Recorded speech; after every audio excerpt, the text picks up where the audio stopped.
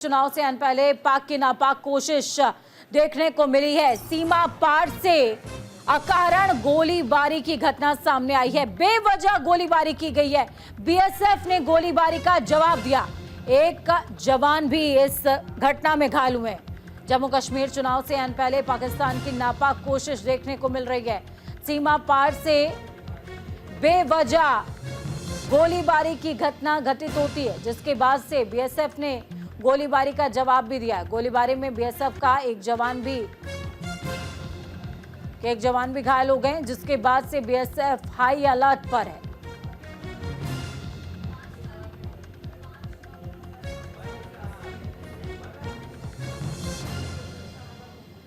चलिए इस खबर पर ज्यादा जानकारी के लिए दीपांकर गुप्ता ग्राउंड जीरो से जुड़ गए हमारे साथ में। दीपांकर, जिस दौरान मैं आपसे चुनावों के बारे में डिस्कस कर रही थी, हमने इस बात पर डिस्कशन किया था कि घटनाएं घटित नहीं हो रही हैं और देखिए चुनाव से आने पहले पाक की नापाक कोशिश, बेवजह गोलीबारी। जी हाँ, आप सही बता रहे हैं।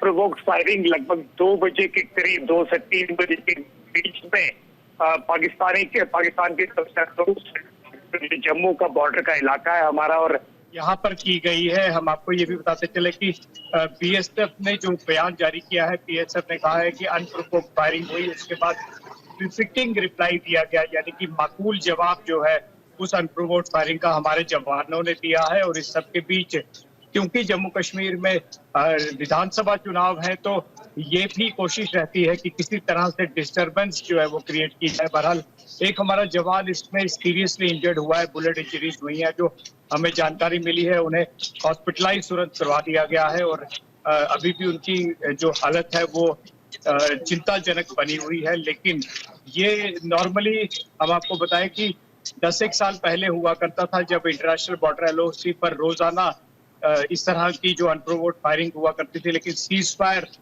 जब से हुआ है तब से नॉर्मली हम देखते हैं कि अनप्रोवोक्ड फायरिंग जो है वो तभी होती है जब कभी किसी आतंकवादी गुट को इन्फिल्ट्रेट करवाना होता है, यानी कि जिसे आप कवर फायर कहते हैं वो देना होता है। एलओसी के इलाके में, रजौरी पुंछ में अक्सर ये चीजें जो है वो देखने को मिलती हैं। और ये भी हमें जरूर समझना होगा कि सबसे पहले कुपवाड़ा का जो इलाका था, वहां पर 3 घुसपैठियों को मार गिराया गया था। फिर राजौरी नौशहरा सेक्टर में 2 घुसपैठियों को मार गिराया गया था। यानी कि लगातार हमारे जो जवान है वो 24/7 नजर बनाए हुए हैं पूरी, चाहे वो एलओसी लाइन ऑफ कंट्रोल का इलाका हो, राजौरी पुंछ कुपवाड़ा का, या फिर इंटरनेशनल बॉर्डर जो कठुआ सांबा जम्मू से लगता हुआ है। ये जम्मू के अखनूर सेक्टर की वारदात है और इसको लेकर फिलहाल तक जो अपडेट है वो ये है कि हमारा जो जवान है वो सीरियसली इंजर्ड हुआ है।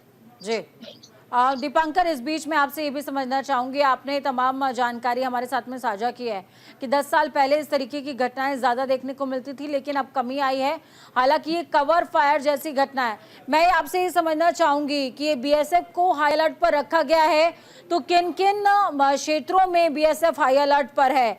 कुछ पर्टिकुलर क्षेत्र हैं या फिर हर जगह पर बीएसएफ को कहा गया है कि आप जम्मू और कश्मीर के हर सेंसिटिव जोन्स को कवर अप कीजिए?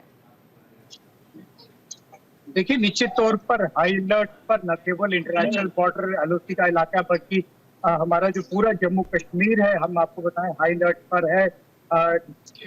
विधानसभा चुनाव है और ऐसे में आप भी जानते हैं कि टोटा में प्रधानमंत्री नरेंद्र मोदी की रैली भी होनी है 14 तारीख को, यानी कि 14 सितंबर को। आज से 2 दिन के बाद, 3 दिन के बाद, और लगातार जो वीवीआईपीज हैं उनकी रैली हो रही है।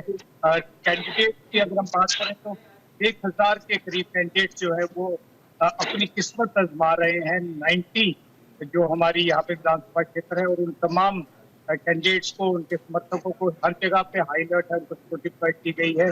इवन तो हमारे जवान है, सेना है हमारी जो इंटरनल सिक्योरिटी सिस्टम है, अब पूरे तमाम जो डोडा भद्रवाह किश्तवाड़ की जो हाइट्स है उनको ऑक्यूपाई करके रखा हुआ है। यानी कि ऊपर तक जो टॉप हाइट है वहां पर भी टेम्परेरी पोस्ट बनाई हुई है, ताकि कोई भी आतंकवादियों के मूवमेंट ना हो सके।